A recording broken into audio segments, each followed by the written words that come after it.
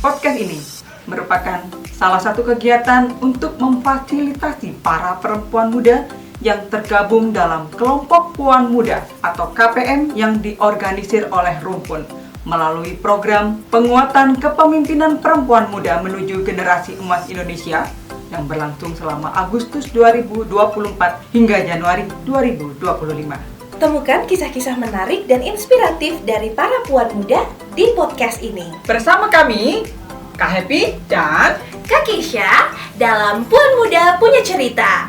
Inspirasi Perempuan Indonesia. Program ini diselenggarakan oleh Rumpun, Ruang Mitra Perempuan, dan didukung oleh Kedutaan Besar Irlandia di Indonesia.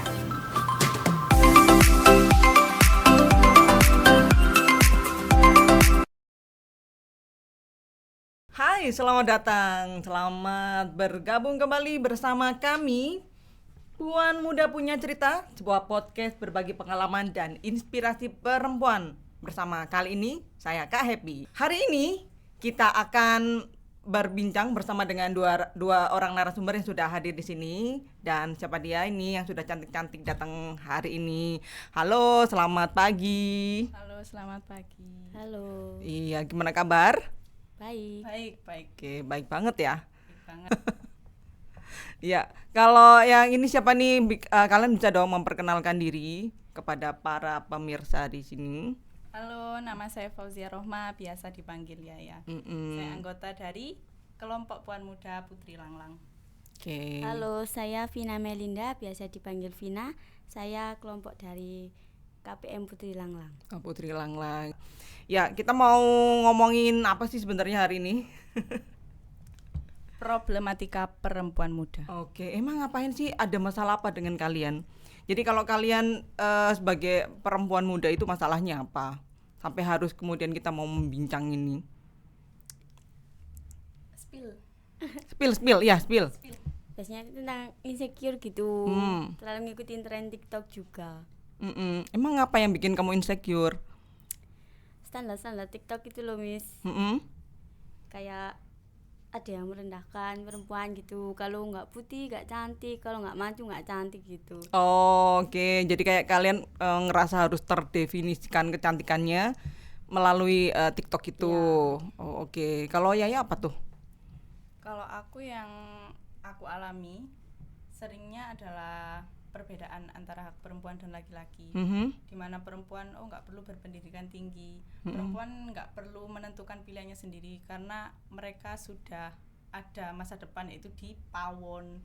Nah, itu yang sering kita alami. Oke, ini kalau ngomong pawon ini karena ini orang Jawa semua ya. Iya. Jadi pawon itu adalah dapur gitu ya. Ini kali aja kan kita mau didengar sama orang seluruh Indonesia kan. Ya. Oke. Nah, kalau Yaya ini tadi yang dirasain itu adalah dari siapa? Siapa yang ngomongin kayak gitu? Pertama dari keluargaku sendiri. Aku dulu kepengen punya cita-cita, kepengen kuliah tinggi, kepengen meneruskan ke pendidikan lebih lanjut gitu. Tapi dari orang tua berpesan kalau nggak perlu berpendidikan tinggi-tinggi kan nanti kamu jadi istri, kamu masak di dapur, kamu ngurus anak. Jadi ilmu tinggi itu nggak perlu gitu. Jadi ya akhirnya terdoktrin dengan itu. Alhamdulillah sekarang setelah bergabung, berorganisasi, terus juga menambah relasi, akhirnya pemikiran kayak gitu udah mulai hilang di keluarga. Mulai terkikis gitu ya. Oke. Ini karena gabung sama Rumpun maksudnya? Yes, betul. Betul. Harus ditegaskan dulu loh. Karena gabung sama Rumpun, karena aku diberikan kesempatan untuk berorganisasi, punya kelompok sendiri yang namanya kelompok Puan Muda Putri Langlang. Akhirnya kita sedikit-sedikit mulai ngasih gambaran kepada orang tua dan keluarga di rumah bahwa oh ya, aku sebagai perempuan juga punya hak untuk menentukan masa depan aku. Oke. Jadi tadi orang tuamu itu kan menganggap bahwa kamu harus di rumah gitu ya. Artinya nggak usah sekolah tinggi-tinggi seperti itu. Nah, ketika kamu mendapat respon seperti itu dari orang tamu, kamu gimana tuh? Yang awal pasti kesal ya, Miss ya, karena dari kita kan yang bisa support kita, yang punya pengaruh besar ke kehidupan kita kan keluarga sendiri. Saya awalnya merasa kesal karena aku punya cita-cita yang baik gitu. Aku punya masa depan yang cerah. Pastinya aku punya planning untuk nyiapin itu. Tapi kenapa dari orang tua, dari keluarga sendiri itu nggak mendukung itu gitu. Jadi awal-awal pasti kesel sih. Itu ketika kamu kesel gitu, gimana tuh komunikasinya ke orang tua? Kalau aku ngomongnya sama abang, sama kakak laki-laki aku, dia nemenin aku untuk ngasih pencerahan ke orang tua sedikit demi sedikit bahwa nggak apa-apa, Yaya tuh juga punya masa depan, Yaya udah gede, udah bisa mikir mana yang salah, mana yang benar. Akhirnya dari orang tua bisa paham sedikit demi sedikit. Oke, baik.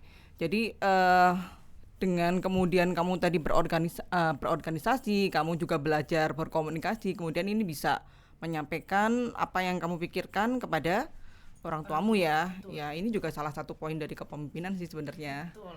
Oke, kita mau dengerin kalau Vina sendiri gimana nih. Vina tadi kan kayaknya dimulai gitu ya, hidupnya menjadi seperti ternilai kalau karena ngelihatnya di medsos gitu ya. Itu menjadi problemmu gitu. Itu sebenarnya apa yang terjadi dengan hidupmu yang seperti itu?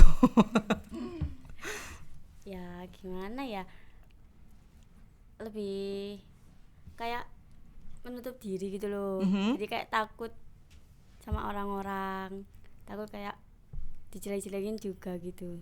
Takut karena? Jelek-jelekin gitu, Oh, kayak takut dijelek-jelekin. alah nggak putih, nggak cantik ngono. Nah, tapi selama ini kamu ngerasa kayak gitu nggak sih? Sempat ngerasa gitu. Oh, sempat ngerasa. Dan sekarang masih sempat apa udah Udah enggak? Apa tuh yang membuat kamu enggak atau perbincangan apa dalam dirimu kemudian kamu ngerasa oh enggak, ini enggak benar misalnya? Ya kayak mikir, alah omong kosong, kan aku juga bisa cantik kayak orang-orang, tapi cantik karena aku sendiri, diriku sendiri, nggak ngikutin orang-orang. Ya, tapi kalau kemudian kamu ngelihat yang tadi di TikTok, di media sosial yang lain gitu, ketika sekarang kamu ngelihat lagi, itu kamu gimana responnya? Apakah masih sama yang dulu? Enggak. Ya udah kayak ya udah biarin, nggak penting, kayak gitu. Apa maksudnya gini, kalau kemudian merasa nggak pentingnya itu kenapa gitu loh? Maksudnya apa yang membuatmu itu menjadi ketika ada orang lain atau dari media sosial ngomongin kayak gitu, kamu kemudian bisa langsung ngomong itu nggak penting? Ya karena menurutku kalau ikut gitu-gituan kayak standar TikTok gitu, kayak nggak ada habisnya, Miss. Nggak ada habisnya gitu. Iya. Jadi kayak hidupmu tuh diatur oleh Media sosial. oleh media sosial gitu. Nah kalau kamu baik dari Vina maupun juga dari Yaya ini kan apa namanya masalah-masalahnya ini adalah agak beda gitu ya. Tapi Vina ngerasain nggak yang dirasain sama Yaya itu tadi soal pendidikan misalnya? Enggak sih, Miss. Kalau di keluargamu gimana tuh?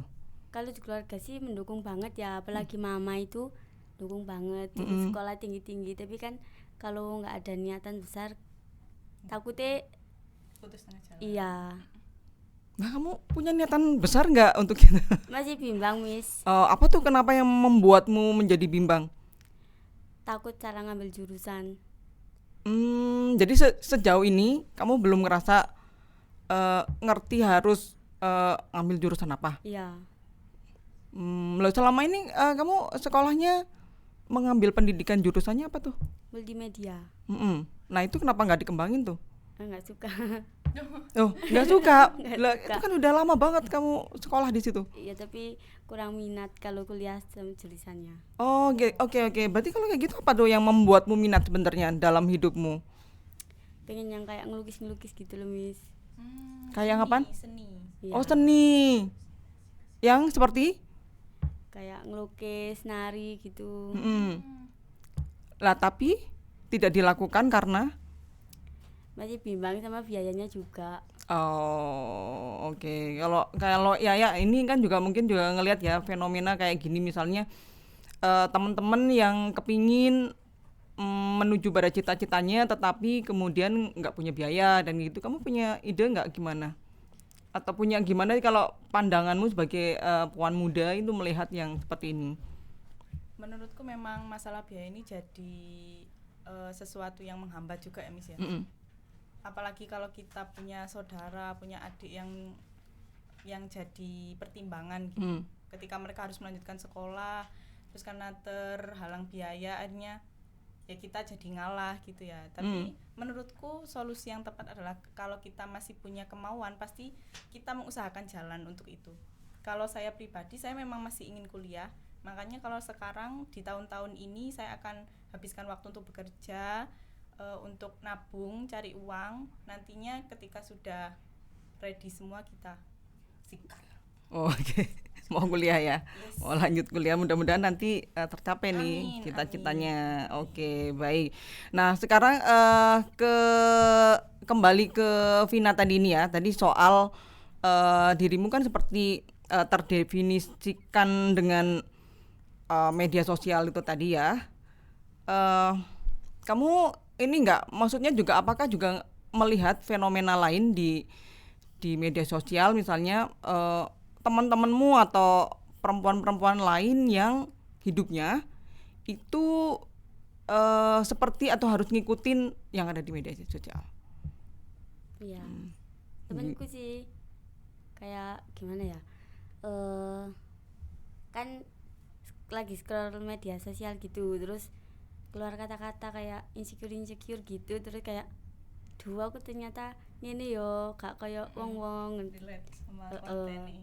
terus alah apa sih tadi awakmu dewe, terus kadang bilang gitu terus tapi arek tetap insecure gitu loh. Oke, kalau misalnya kalau di pikiran teman-temanmu itu sebenarnya apa sih yang membuat mereka harus ngikutin tren gitu? Apakah ya biar bisa dilihat orang gitu, misalnya biar jadi gadis pick me misalnya? Mungkin juga Gimana tuh kalau menurutmu? menurutku ya gak usah ngikutin gitu-gitu lah ya. Ya tapi kan kemudian kita nggak bisa ngomong, jangan ngikut kayak gitu, Larry kan dia juga punya dirinya sendiri misalnya. Ya mungkin lebih sering cerita gitu biar tahu masalahnya di mana, biar tahu solusinya itu juga. Kalau menurutnya gimana sih kalau ngelihat gadis-gadis atau fenomena pick me girl gitu? Menurut aku itu hal yang biasa sih Miss. Maksudnya semua orang pasti pernah ngalamin hal itu. Aku sendiri juga ada pernah di fase itu. Aku pengen dikasih validasi sama orang lain, kepengen dapat atensi dari orang lain bahwa oh aku bisa ini, oh aku bisa itu, puji aku dong gitu. Tapi kan hal kayak gitu sebenarnya wajar karena mungkin dari pribadinya nggak bisa cerita gitu ke orang lain, nggak bisa nunjukin potensinya ke orang lain, apalagi keluarga ya. Dari keluarga kan seharusnya support ya, kasih validasi, oh anakku pinter, bisa ini, bisa itu gitu. Tapi kadang orang tuh nggak semua mendapatkan hal itu, makanya kadang mereka mencari hal itu di luar gitu dari orang lain. Mereka pengen dapat atensi dari orang lain. Menurutku nggak masalah, dihabisin aja masa itu, Tapi kita juga perlu sebagai teman, sebagai saudara itu perlu untuk ngerangkul mereka, untuk ngasih perhatian ke mereka. Oke, ini mungkin juga banyak orang yang nggak ngerti ya pick me girl gitu, fenomena pick me girl ini jadi sebuah fenomena yang menjadi tren ya istilahnya itu di generasi Z. Gitu ya. Jadi pick me itu kayak orang butuh divalidasi gitu loh atas semua hal yang dia lakukan gitu, dan dia menjadi merasa berharga ketika ada orang yang memberinya dia pujian ya, dan kemudian dia menerima pujian itu sebagai nilai atau value dalam hidupnya gitu ya kalau istilah pick me girl. Nah, kalau kita kembali ke ceritamu tadi ya, apa yang kamu merasa pernah menjadi gadis pick me itu yang kayak gimana? Aku kan dulu punya semangat untuk ikut bela diri, seni bela diri. Waduh, itu kayak saya kepengen nunjukin bahwa aku sebagai perempuan tuh kuat loh gitu. Karena setelah aku telusuri ternyata sikap aku kayak gitu karena aku di rumah tuh dianggap lemah gitu sebagai perempuan. Oh perempuan gak usah melok-melok wis gitu, perempuan gak usah ikut-ikut gak bisa apa-apa gitu. Akhirnya karena ada pemikiran kayak gitu, ya akhirnya saya caper gitu, hitungannya caper ke orang lain bahwa aku sebagai perempuan juga kuat loh gitu. Tapi kalau sekarang saya merasa bahwa hal kayak gitu nggak perlu dinormalisasikan gitu, nggak perlu untuk kita terus-terusan kayak gitu, bahwa kita tuh sebenarnya punya value sendiri. Kita nggak perlu nunjukin ke orang lain bahwa kita bisa ini bisa itu. Kita cukup memvalidasi diri kita, nggak perlu untuk mencari perhatian terlalu berlebihan mungkin ya. Iya, tapi kalau tadi kamu bilang bahwa sekarang udah nggak kayak gitu. Itu apa yang membuatmu sadar bahwa aku sudah tidak perlu lagi jadi gadis pick me? Mungkin karena faktor umur kali ya. Berasa tua. Ya masih 18 guys. Karena sebenarnya sebelum ini saya dari ikut organisasi juga, ikut satgas juga ya kan. Kita kumpul sama orang-orang yang umurnya lebih tua. Tentu mereka punya pemikiran yang berbeda-beda, sehingga dari situ saya nyari, oh yang kayak gini berarti gak benar, oh yang kayak gitu berarti benar gitu. Jadi tinggal ngelanjutin aja. Oke, artinya kamu terus kemudian ini sendiri ya, ada upaya gitu ya untuk, maksudnya setidaknya tuh sadar bahwa ini nggak pas gitu ya untuk diri sendiri gitu. Nah tadi kalau ceritanya ya udah ini ya tentang pick me girl, dan akhirnya sadar nih udah nggak jadi pick me girl lagi ya. Nah sekarang kalau Vina gimana nih? Vina pernah nggak melihat pick me girl atau bahkan dirimu sendiri tuh yang jadi pick me girl? Pernah jadi pick me girl, juga pernah menjatuhkan orang lain gara-gara itu. Kayak yuk pas ya awakmu kok gak koyo ngene, kan di TikTokku koyo ngene. Jadi kayak kan aku juga pernah ngikutin standar TikTok juga. Yang gimana tuh? Yang kayak wanita itu harus cantik, harus putih, harus mancung, harus bisa make up juga. Terus aku kan juga make up juga ya, kan itu ngikutin standar TikTok. Terus temanku gak make up, terus aku bilang, kok gak make up sih, kan standar TikToknya make up. Belajar beli ini, beli itu, skincare yang mahal gitu. Terus temanku kayak diem aja, kasihan gitu. Terus lama-kelamaan aku mikir, ternyata aku selama ini salah yo, terlalu ngikuti standar TikTok, jadi kayak jahat gitu. Oh, kamu ngerasa jahat gitu ya? Ngikutin standar TikTok. Tapi apa sih yang pernah kamu lakukan sampai untuk memenuhi standar TikTok itu loh? Pernah minjem uang buat beli skincare. Oh ya? Gitu, iya, terus itu ke siapa? Teman? mbakku. Ke mbak? Dibayar gak? Enggak. Biasanya kalau ke kakaknya gak dibayar. Enggak. Lalu pernah kayak beli barang-barang yang mahal gitu buat ngikutin tren-tren gitu. Terus barang-barang mahal kayak apa misalnya? tas, baju, make up juga gitu. Terus kayak mikir, buat apa ya beli gini-ginian, nggak penting, enak buat makan kan, buat jajan, buat nongki-nongki sama temen-temen. Ketika kamu harus pinjam ke kakak gitu ya, itu kakakmu ngelihatnya gimana? Duh lapo sih kok melo air, orang beli ini kok ikut ini, beli ini ikut ini. Terus ya aku, ya gak apa-apa lah melok wong-wong gitu. Terus ya tapi ya dikasih. Tapi tetap dikasih gitu, dan itu nggak dikembalikan ya? Enggak. Berarti utang gitu loh sampai KKE.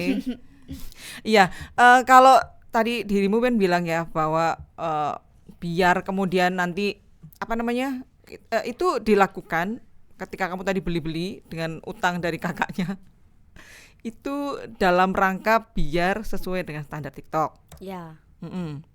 Lah lalu kalau kemudian kamu ngelihat temenmu yang enggak kayak kamu, kayak aku segini dia gini gitu loh. Kayak tuh males temenan sama iki, nggak iso ngikuti standar TikTok kecantikan gitu. Milih kayak aku milih temen gitu loh. Aku menangis lah di kono. Parah. Nangis aku. Ya terus kamu kalau kayak gitu tuh sebenarnya nggak mau main sama yang standarnya di bawahmu. Iya kayak menjauh gitu aku. Kayak aku mau cari temen yang kayak aku wes, yang bisa make up, yang beli ini itu. Oh, oke. Jadi ini ya apa namanya, dan itu menurutmu penting gitu, maksudnya menjadi yang kayak gitu loh, sesuai dengan standar TikTok. Dulu sih saya mikirnya gitu, penting kayak biar aku hedon lah, biar terkenal juga. Terus sekarang kayak buat apa, nggak penting. Tapi kamu ketika menjadi cantik terus pakai baju-baju keren bermerek, pakai tas yang oke gitu ya dianggapmu, itu biar ngapain sih? Dilihat cowok? Enggak juga sih, kayak gimana ya, kayak menurutku ya, aku pengen dipuji orang kayak, wih arek iku kayak sing di TikTok, sing tasnya mahal, baju mahal, bisa make up gitu. Jadi untuk mendapatkan pujian Iya. yang kayak gitu. Oh, oke. Nah terus kemudian kalau sekarang kan kamu udah sadar nih, udah sadar. Kalau masih ngelihat teman-temanmu yang lain gimana? Temen-temen yang gimana? Ya maksudnya orang-orang yang masih pakai standar TikTok dalam hidupnya. Ya kayak sebenarnya nggak mau ikut campur ya, kan urusannya orang sendiri-sendiri. Terus tapi kayak kasihan juga kalau ngikutin standar TikTok terus. Jadi ngerasa kasihan. Kalau ya gimana ya kalau misalnya ngelihat ada orang-orang yang masih ngikutin, ya hidupnya memang mau ngikutin standar di media sosial. Kasihan sih, misalnya kan sama aja nggak percaya sama dirinya sendiri ya, maksudnya kepengen di bawah orang gitu, maksudnya di bawah kendali situ gitu. Standar kan berarti dia nggak menerima dirinya apa adanya gitu. Kasihan sih mis kalau orang ngelewatin masa itu. Kasihan asli. Ya tapi kan itu bukannya fase yang harus dilewati ya. Iya. Betul, tapi kalau terlalu lama nggak ada pembimbing kan juga kasihan mis, maksudnya nggak ada yang narik dia untuk keluar dari fase itu.